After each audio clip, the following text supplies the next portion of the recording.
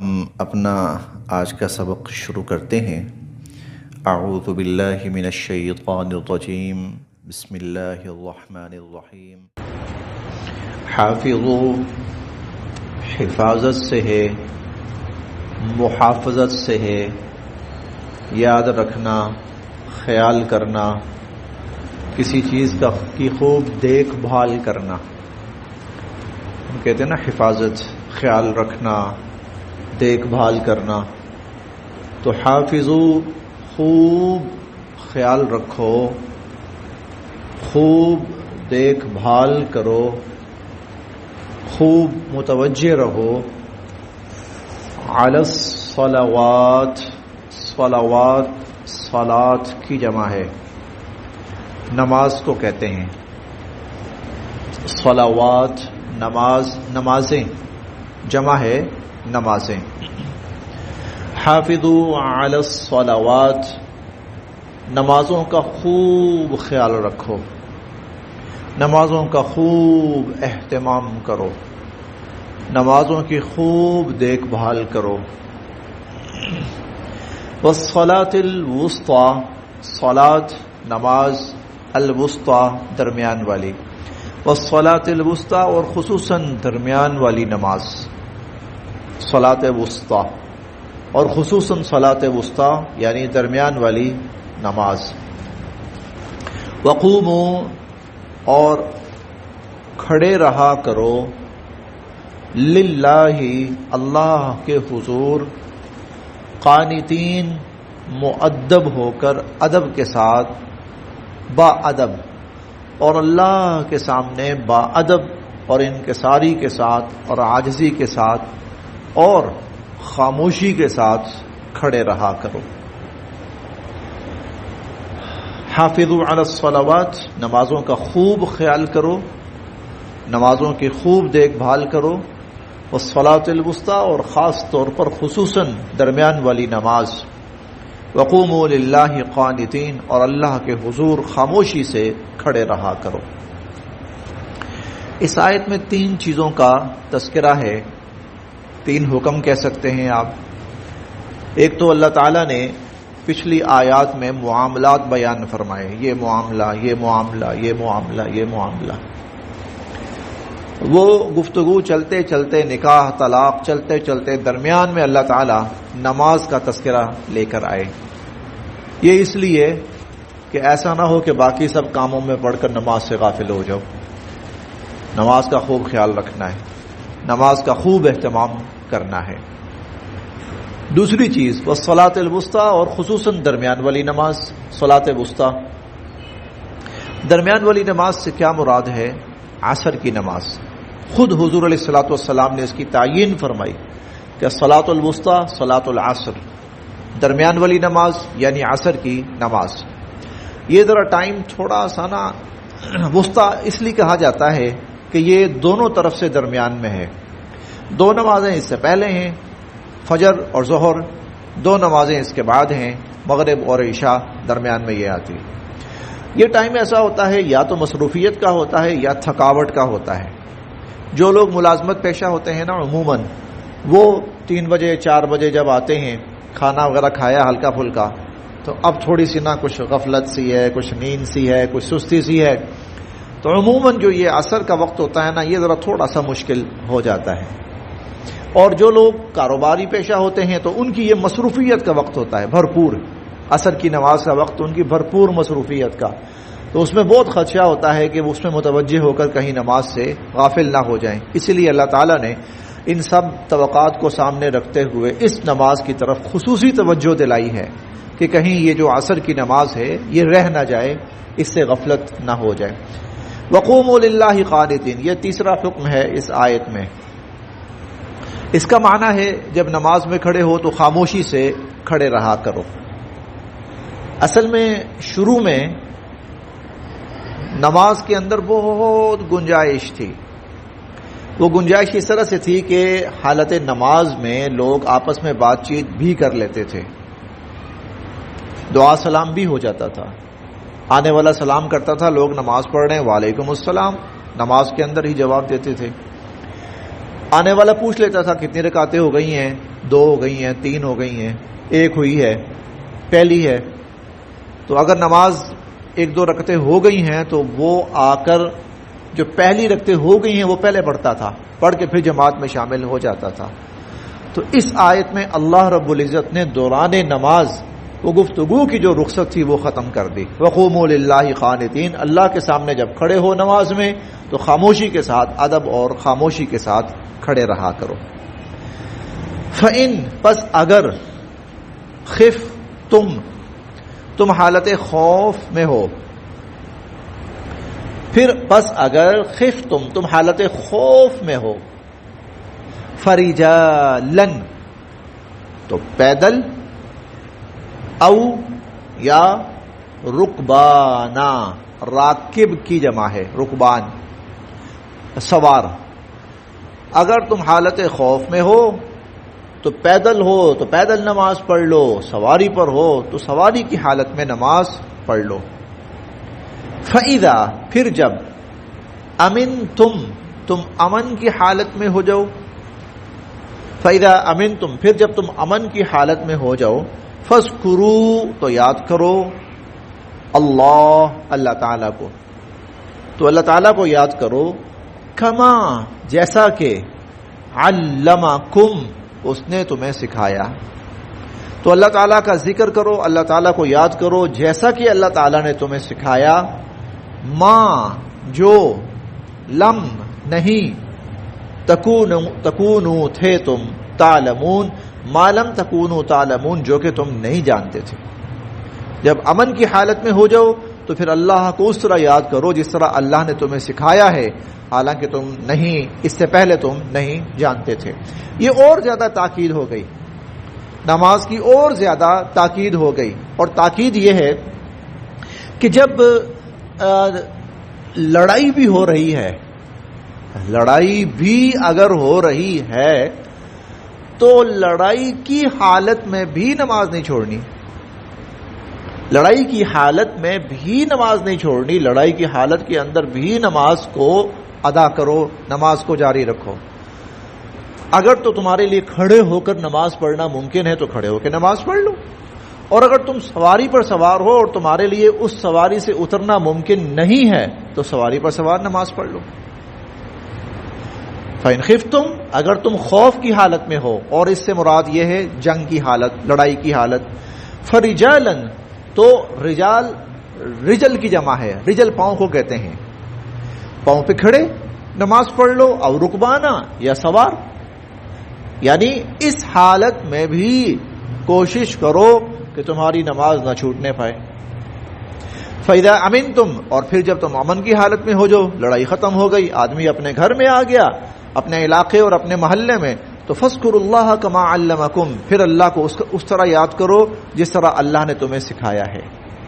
یعنی جس طرح نماز روٹین میں پڑھتے ہیں پھر اس طرح پڑھو، مَا لَمْ تَكُونُوا تَعْلَمُونَ جو کہ تم اس سے پہلے نہیں جانتے تھے. درمیان میں نماز کا تذکرہ کیا، نماز کی خوب تاکید اور اہمیت بتائی، خاص طور پر نماز عصر، غفلت کا وقت ہوتا ہے یا مصروفیت کا وقت ہوتا ہے، اور پھر اس سے بھی زیادہ خاص اور تاکید خوف، جنگ کی حالت میں، لڑائی، تو اس وقت بھی نماز کا اہتمام جاری رکھو، نہ چھوڑو. امن کی حالت میں ہو جاؤ پھر بھی نماز ادا کرو. یہ بیان کر کے اب اللہ تعالی دوبارہ سے پھر اسی مسئلے کو دوبارہ بیان فرما رہے ہیں جو پہلے سے چلا آ رہا ہے. والذین اور وہ لوگ، یتوفون جو وفات پا جائیں، منکم تم میں سے، والذین یتوفون منکم اور تم میں سے جو لوگ وفات پا جائیں، وَيَذَرُونَ اور چھوڑ جائیں، پیچھے چھوڑ جائیں، ازواجن بیوائیں، بیویاں، بیوائیں، وصیتن تو وصیت کریں، لِأَزْوَاجِهِمْ اپنی بیویوں کے لیے، وصیت کریں اپنی بیویوں کے لیے، متاعن نان نفقے کی، تو اپنی بیویوں کے لیے نان نفقے کی وصیت کریں، الی الحول ایک سال تک، الی الحول 1 سال تک، غیر اخراج ان کو نکالے بغیر، غیر اخراج ان کو نکالے بغیر، فإن پس اگر خرجنا وہ خود ہی نکل جائیں، خود ہی وہ چلی جائیں، فلا جناح تو کوئی گناہ نہیں ہے، علیکم تم پر، فإن خرجنا اگر وہ خود ہی نکل کے چلی جائیں، فلا جناح علیکم تو تم پر کوئی گناہ نہیں ہے، فیما اس بارے میں جو فعلنا وہ کریں، فی انفسہن اپنے بارے میں، معروف شرعی ضابطے اور طریقے کے مطابق، فإن خرجنا اگر وہ خود ہی نکل کے چلی جائیں، فلا جناح علیکم تو تم پر کوئی گناہ نہیں ہے، فیما فعلن فی انفسہن اس بارے میں جو وہ اپنے بارے میں کریں، میں معروف شرعی ضابطے اور طریقے کے مطابق، واللہ اور اللہ تعالی عزیز حکیم غالب ہیں اور حکمت والے ہیں۔ آپ جو تسلسل سے پڑھتے آ رہے ہیں نا، تو آپ کو یہ آیت بڑی عجیب لگی ہوگی۔ ابھی ہم پڑھ کے آ رہے ہیں 2-3 دن پہلے کہ جس شخص کا خاوند فوت ہو جائے، بیوہ ہو جائے، 4 ماہ 10 دن عدت ہے۔ یہاں اللہ تعالیٰ فرما رہے ہیں کہ جس کا خاوند فوت ہو جائے تو وہ وصیت کر کے جائے اپنی بیویوں کے لیے 1 سال تک ان کو نان نفقہ دیا جائے۔ تو قرآن کریم کو نا ترتیب کے ساتھ یا اہتمام کے ساتھ یا تفصیل کے ساتھ پڑھنا بڑا ضروری ہے۔ کوئی شخص قرآن کی ایک آیت اٹھا کے بیان کرنا شروع کر دے نا تو ہو سکتا ہے کہ اس سے لوگ گمراہ ہو جائیں۔ مثلا کوئی شخص کہہ سکتا ہے قرآن میں آتا ہے یار عورت گھر میں رہے گی 1 سال تک، یہ پتہ نہیں مولویوں نے کہاں سے مسئلے بنا لیے۔ جیسے بعض لوگ کو یہ ایک حدیث سنا دیتے ہوتے ہیں نا، پورا ذخیرہ نہیں، پورا چیپٹر نہیں، ایک حدیث کہیں سے اٹھا کے سنا دی، قرآن کی ایک آیت کہیں سے سنا دیں، فتنہ کھڑا ہو سکتا ہے۔ بہت سی آیات میں شراب کی آپ کو اجازت نظر آئے گی، قرآن میں آتا ہے شراب جائز ہے، شراب جائز ہے۔ لوگوں نے پوچھا شراب کے بارے میں تو اللہ تعالیٰ نے فرمایا کہ اس میں کچھ نقصان بھی ہے، فائدہ بھی ہے، جائز ہے۔ اس سے بڑی جواز کی صورت کیا ہے؟ اے ایمان والو جب نماز کے لیے آؤ تو نشے کی حالت میں نہ ہوا کرو۔ اس کا مطلب کیا ہے؟ آگے پیچھے جائز، جواز۔ تو پوری تفصیل جب تک پورا پیرایا جب تک سامنے نہ ہونا، اس وقت تک کوئی بھی قرآن کا حکم یا حضور علیہ الصلوۃ والسلام کا فرمان وہ سمجھ میں نہیں آتا۔ قرآن کی کئی آیات قرآن میں موجود ہیں، بالکل ہمارا ایمان ہے کہ وہ اللہ کی آیات ہیں، حضور صلی اللہ علیہ وسلم پر نازل ہوئی ہیں 100%، لیکن ان پر عمل نہیں ہے، ان پر عمل نہیں کرنا۔ اس کو کہا جاتا ہے منسوخ۔ منسوخ کا مطلب یہ کہ تلاوت ہے، تلاوت پر اجر بھی ہے، تلاوت پر ثواب بھی ہے، لیکن عمل نہیں ہے اس پر، عمل منسوخ ہو گیا ہے۔ ابتداءً تھا، بعد میں اللہ رب العزت نے اس کو منسوخ کر دیا۔ ہم پڑھیں گے انشاءاللہ 10ویں پارے میں وراثت کا حکم پڑھیں گے کہ وراثت مہاجر اور انصاری کے درمیان ہے۔ لو یہ کیا بات ہے؟ اب کوئی آدمی ایک آیت پڑھ کے سنا دے، ارے بھائی وراثت کون کہتا میاں بیوی اور اولاد اور یہ اور وہ، یہ تو مہاجر اور انصاری کے درمیان ہے۔ تو ایک آیت پڑھ کے سنا دینا یا ایک حدیث کہیں سے پڑھ کے سنا دینا، ٹھیک ہے، وہ بسا اوقات فتنہ اور گمراہی کا سبب بن سکتا ہے۔ لیکن الحمدللہ آپ چونکہ پیچھے سے پڑھ کے آئے ہیں، ٹھیک ہے، اور 2-3 ریفرنس میں اور آپ کو ابھی یہاں پر بتاؤں گا جس سے آپ کو یہ بات سمجھ میں آ جائے گی۔ ابتدائی اسلام میں، یعنی جب، یا اسلام سے پہلے بھی کہہ لیں، زمانہ جاہلیت میں، زمانہ جاہلیت میں جو بیوہ ہوتی تھی عورت، اس کی عدت 1 سال تھی۔ زمانہ جاہلیت میں بیوہ کی عدت 1 سال تھی. جب اسلام آیا تو شروع میں وہی چیز چلتی رہی. شروع میں وہی چیز. یہ جو آیت ہے نا یہ وہ بالکل ابتدائی زمانے والا حکم ہے. تم میں سے جس کا انتقال ہو جائے, بیوائیں پیچھے چھوڑ جائیں, تو وہ بیوائیں 1 سال تک گھر میں رہیں گی. اسی سے ملتا جلتا ایک حکم ہم 4 پارے میں جا کے پڑھیں گے.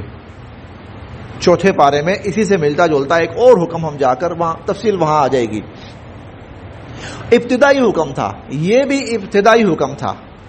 پھر ایک اور ابتدائی حکم ہم پڑھ کے آئے ہیں. کتب علیکم اذا حضر احدکم الموت ان ترک خیرا الوصیۃ للوالدین والاقربین بالمعروف. تم میں سے کسی کا آخری وقت آ جائے تو مرنے سے پہلے وہ اپنے والدین کے لیے, قریبی رشتہ داروں کے لیے وصیت کر کے جائے. اور اس کے لیے الفاظ سے کتب علیکم, تم پر یہ وصیت کرنا فرض کر دیا گیا ہے. لیکن بعد میں جب وراثت کے احکامات آئے, تفصیلی آئے, تو پھر وہ وصیت منسوخ ہو گئی. وہ منسوخ ہو گئی اور اس کے ساتھ ساتھ یہ بھی منسوخ ہو گئی. کیونکہ شروع میں ایک چیز اور بھی ساتھ بیان کر دو, شروع میں عورت کے لیے اور خاص طور پر بیوہ کے لیے وراثت میں کوئی حصہ نہیں ہوتا تھا. لہذا اس کے لیے کیا ہے بھائی 1 سال تک اس کو کھلاؤ پلاؤ. بیوہ کی وراثت یہی تھی. بیوہ کی وراثت یہی تھی کہ 1 سال تک اس کو گھر میں رکھو اور 1 سال تک اس کو کھلاؤ پلاؤ. 1 سال کے بعد وہ بس اس کی وراثت مل گئی, اس کو اس کا حصہ مکمل ہو گیا. پھر وراثت کے احکامات آ گئے. اس لیے وہاں پہ پیچھے ہم نے پڑھا تم پر فرض کیا گیا ہے کہ جب تم میں سے کسی کی موت کا وقت آئے تو وہ اپنے والدین کے لیے اور قریبی رشتہ داروں کے لیے وصیت کرے. یہاں پر بھی یہی ہے, وصیۃً لازواجہم. اگر کسی کا آخری وقت آتا ہے, اسے موقع مل جاتا ہے, تو وہ گھر والوں کو وصیت کر کے جائے کہ میری جو بیوہ ہے اس کو 1 سال تک گھر میں رکھنا ہے اور یہ 1 سال تک گھر میں رہے گی, اور یہ 1 سال تک گھر میں رہنا اس کی عدت بھی ہے اور اس کی وراثت بھی ہے.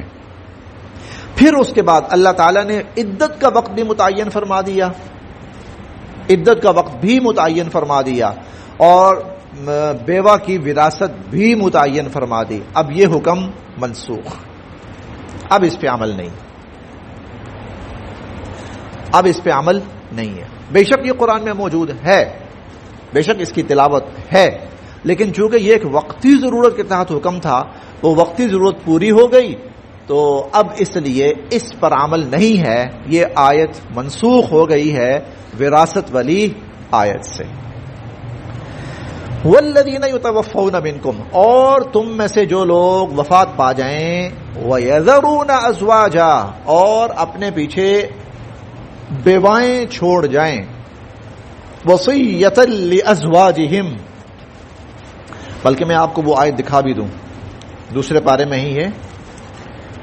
یہ میرے پاس صفحہ نمبر ہے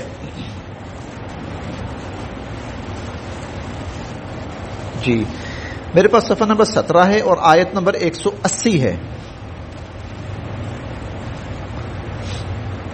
آیت نمبر 180.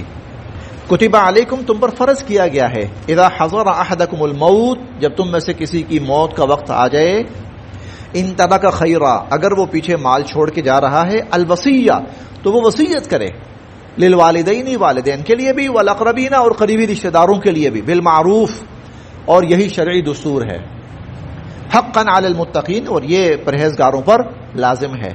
یہی وصیت یہاں پر بیان ہوئی ہے, یہی چیز. وصیت کیا ہے؟ والدین کے لیے تو وصیت ہو گئی, بیوہ کے لیے وصیت یہ ہے کہ 1 سال تک غیر اخراج, میری بیوہ کو گھر سے نہ نکالا جائے, کھانا پینا نان نفقہ سب یہ اس کا حق ہے. پھر ہم نے 2 دن پہلے بیوہ کی, بلکہ کل ہی پڑھی تھی, بیوہ کی ہم نے عدت پڑھی تھی. یہ آیت نمبر 234 ہے. والذین یتوفون منکم, تم میں سے جو وفات پا جائیں اور بیوائیں چھوڑ جائیں, تو یتربصن بانفسہن 4 اشہر وعشرا, تو وہ 4 ماہ 10 دن اپنے آپ کو روکے رکھیں گی, انتظار کریں گی. 4 ماہ 10 دن. اچھا فَإِذَا بَلَغْنَا أَجَلَهُنَّ، جب وہ اپنی عدت پوری کر لیں، فَلَا جُنَاحَ عَلَيْكُمْ، پھر تم پر کوئی حرج نہیں ہے، فِيمَا فَعَلْنَا، جو وہ اپنے بارے میں کریں، بشرطے کہ وہ شرعی طور پر درست ہو، پھر کوئی گناہ کوئی حرج، یعنی وہ آگے شادی کرنا چاہتی ہے، ٹھیک ہے۔ وَالَّذِينَ يُتَوَفَّوْنَ، جو وفات پا جائیں، مِنْكُمْ تم میں سے، وَيَذَرُونَ أَزْوَاجًا، اصل میں نا بظاہر ایسا لگتا ہے کہ قرآن کے کچھ حکم ایک دوسرے سے ٹکرا رہے ہیں، بظاہر ایسا لگتا ہے، وہ ٹکراؤ نہیں ہوتا، وہ دراصل اپنے اپنے وقت کی حکمت عملی ہوتی ہے، ابتدا میں کچھ اور بعد میں۔ مثال کے طور پر حضور علیہ الصلوۃ والسلام نے منع فرمایا قبرستان نہیں جانا، منع فرمایا قبرستان نہیں جانا۔ اچھا پھر قبرستان جانے کے فضائل بیان کیے، جاؤ یہ کرو وہ کرو، دعا کرو، دعا سکھائی قبرستان میں جانے کی، السلام علیکم یا اہل القبور یا السلام علیکم اہل الدیار، 2 دعائیں ہیں، زیادہ ہیں بلکہ 2 سے بھی۔ تو بھائی جب جانا ہی نہیں تو دعا کیوں سکھا رہے ہیں ہمیں؟ دعا اس لیے کہ جاؤ اور ان کے لیے دعا کرو، اللہ کے حضور بخشش کی، ذکر اذکار، قرآن پاک کی تلاوت، کچھ بھی کرو۔ تو زیارت القبور کے نام سے باقاعدہ ایک چیپٹر ہے۔ اب یہ کیا ہے؟ 2 چیزیں ٹکرا نہیں رہی۔ شروع میں جب لوگ مسلمان ہوئے تو ان کے اندر شرک بہت زیادہ تھا، شرک سے نکل کے آئے تھے نا، قبروں میں جاتے تھے تو وہ قبروں والوں کی پوجا کرتے تھے، تو ابتداءً اصلاح کے لیے منع کر دیا گیا، چنانچہ کچھ عرصہ مسلمانوں کا قبرستان جانا ممنوع رہا۔ پھر حضور علیہ الصلوۃ والسلام نے فرمایا کنتو نہیتکم، میں نے روکا تھا تمہیں، عن زیارت القبور، قبروں کی زیارت کرنے سے، یعنی قبرستان جانے سے، فزوروہا، اب میں تمہیں حکم دے رہا ہوں کہ قبرستان جایا کرو اور قبروں کی زیارت کیا کرو۔ فإنہا تزہد فی الدنیا وتذکر، کیونکہ یہ انسان کو، جو قبریں ہیں نا قبرستان، یہ انسان کو دنیا سے تھوڑا سا بے رغبت کرتے ہیں اور آخرت کی یاد دلاتے ہیں، اس لیے جایا کرو۔ تو قرآن کی جو اس قسم کی آیات آتی ہیں جو بظاہر آپس میں ٹکرا رہی ہوتی ہیں، وہ ٹکرا نہیں رہی ہوتی، بلکہ ایک حکم کسی مخصوص وقت پہ آیا وقتی طور پر، اس کے بعد مستقل حکم بعد میں آیا۔ وصیۃً لازواجہم، تو یہ لوگ وصیت کر جائیں اپنی بیواؤں کے لیے، متاعًا الی الحول، کہ 1 سال تک ان کو ساز و سامان نان و نفقہ دیا جائے، غیر اخراج، اور نکالا نہ جائے۔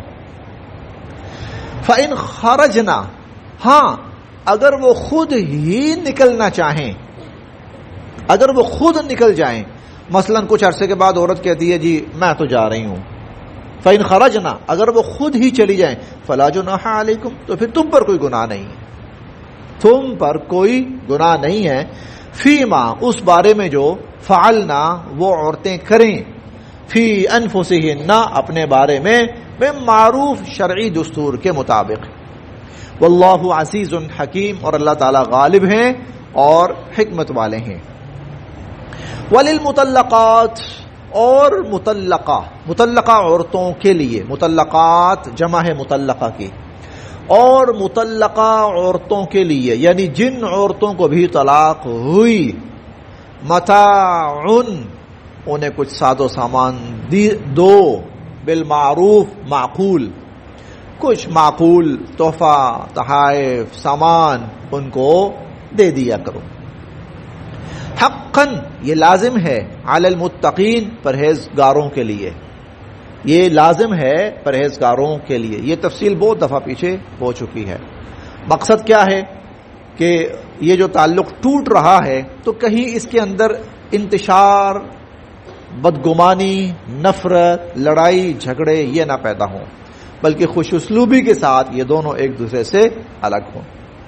وَلِلْمُطَلَّقَاتِ مَتَاعٌ بِالْمَعْرُوفِ، اور جن عورتوں کو طلاق دے دی جائے ان کو کوئی معقول سا تحفہ، تحائف، ساز و سامان ان کو دو۔ حقاً علی المتقین، یہ پرہیزگاروں کے لیے لازم ہے۔ کذالک، اس طرح، یبین، کھول کھول کر بیان فرماتے ہیں اللہ تعالی، لکم، تمہارے لیے، آیات ہی، اپنی آیات، کذالک یبین اللہ، اس طرح اللہ تعالیٰ کھول کھول کر بیان فرماتے ہیں تمہارے لیے اپنی آیات، لعلکم، تاکہ تم، تعقلون، ان کو سمجھو، لعلکم تعقلون، تاکہ تم ان کو سمجھو۔